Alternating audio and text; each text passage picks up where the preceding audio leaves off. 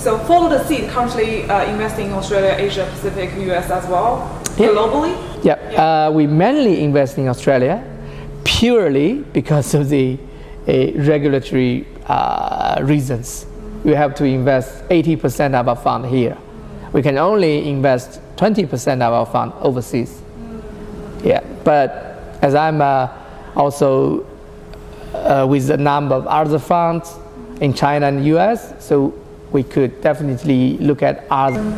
Jackie, in regards to helping Australian business going to China, whether we have any success so far with bringing like non-Chinese speaking people, because apparently Brian can speak Chinese and understand the Chinese culture a bit better than like Aussies, for example. Whether we have helped any Aussies been to China, get into any government connection network, set up business successfully so far? Yeah, that's a pretty good questions. Actually, for the foreigners, it's still a bit difficult for them to access the Chinese market if they can't speak Chinese. They don't understand the Chinese culture. It's very hard for them, to be honest. So the first thing for the foreigners, my suggestion is that, of course, they need to understand a bit about the Chinese culture and the Chinese market. And it's better that for their team, they could have one this kind of person understand the Chinese culture that could help them a lot. From my past experience, we also helped some foreigners project to successfully set up the business in China. For example, some listed companies in Australia, they're very suitable for the Chinese market. They come to our platform, we help them to make the collaboration with the local enterprises in China. This is also one good way to help them to build this kind of joint venture that can help them to develop in China. I think this is one of the good way suggestion for them.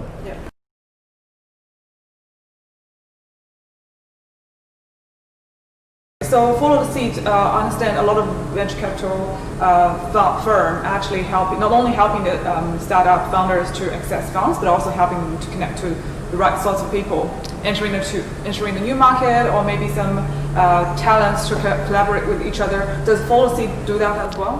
We try to do that, but as I said earlier, it's actually not easy, but we try to do that because the bandwidth of every partner, the general partner of Follow the Seed, we very, very tight with looking at deals, with that post-investment management, a lot of things. So sometimes we want to do a lot, like what you said, bridging the market, business development, for instance, to be China or whatever. It's not that easy. The time bandwidth is one crucial issue. Also, a lot of things we try to be good at investing, but to bring companies to different markets is actually totally different thing. So, so that's another reason we try to find other partners, like G5, like a lot of the government institutions, and successful entrepreneurs, advisors, bankers, all these stakeholders to work together. I think that's the right way, rather than all done by us. So Kurt, you have a Chinese background. So holding Chinese passport or Australian passport? Yeah, Chinese. Still hold Chinese. Yeah. All right. Maybe not changing that. So whether there is something we'll be considering to helping maybe overseas students in Australia, maybe organizing some events for them, because a lot of people, they might want to do something, but they probably need that courage, someone to push them, give them a hand to step the first step. Yeah, right. I completely agree with you. Actually, there was an idea in my mind last night when I still working on the event today. I think I like to organize the event to let those two groups of people to talk to each other. I can invite some successful entrepreneurs and some successful people who have a very good job in Australia. So they can share their experience from entrepreneurship and career development. So I think this can give students and the Chinese background professionals some very good experience. Yeah, can't agree more with you about that. I have a technology community which has a lot of IT students and IT professionals. I run events every month and kind of share knowledge from experts in the industry to them. So I think what you said is just what I plan to do as well.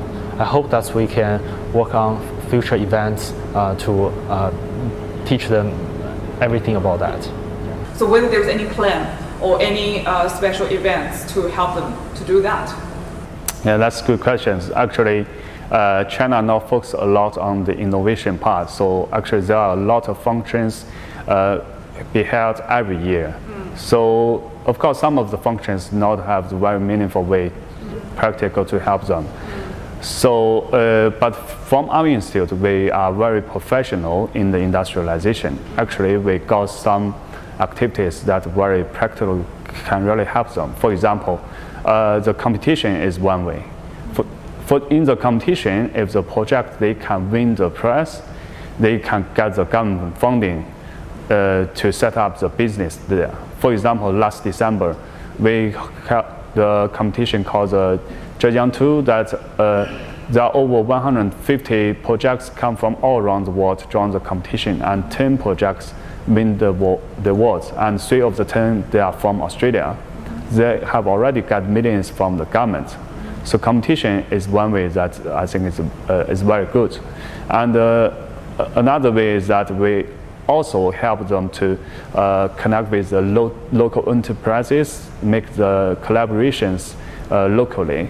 This is also very practical because the Chinese market is very big, and the local enterprises, they understand the Chinese market much better. And some enterprises that are mature, they got very strong existing channels that can help the foreign companies a lot and speed up their development in China. This is also one practical way, I think. Yeah, I think it's very good. So next time, hopefully on your pitch deck, we want to see real examples, so give all Australians a better understanding how those things really happen in China. Thank you very much. Do you think China will win if there was a tech war in between China and Australia?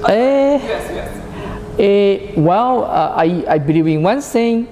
Chinese people have better patience than the American probably. We also have a lot of traditional philosophy to support us. Think about even not tech war, think about the 8 years war with the Japanese. Japanese is very strong, but we finally managed to win. I mean, if given Chinese enough time, I think we can beat anyone. It's a matter of time, but you know, if it's just like nowadays, it's a little bit sensitive. I mean, probably for the other side, American side, they'll try to do some quick war. Probably that has created a lot of near-term issues. But long-term, we're very good at solve issues with a lot of soft power in some words. Yeah.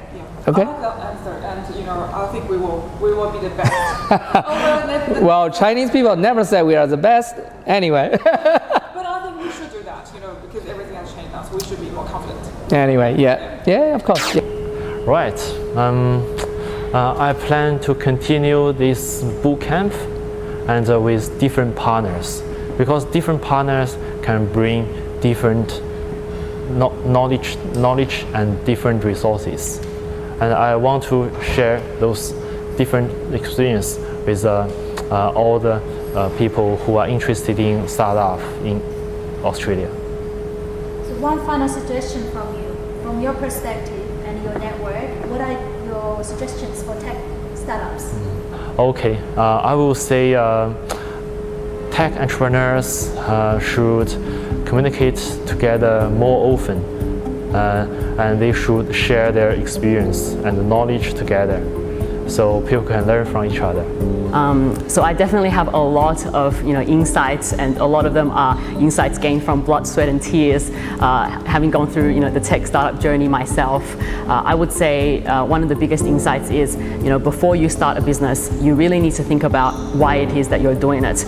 There has to be a big problem that you want to solve, that you feel if you don't solve it, then no one's going to solve it, or you can solve it better than anybody else. It has to have a really big vision and a big drive, because the process is grueling. The process is really, really difficult. So unless the right motivation is there, don't even get started in the first place. You know, someone else is probably solving that problem better.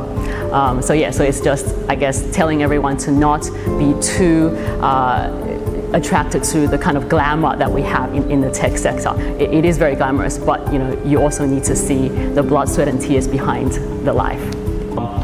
So after running a company for 5 years and started up another company for 1 year, there are some insights I want to share. Is try to run your company profit first, start revenue on day one.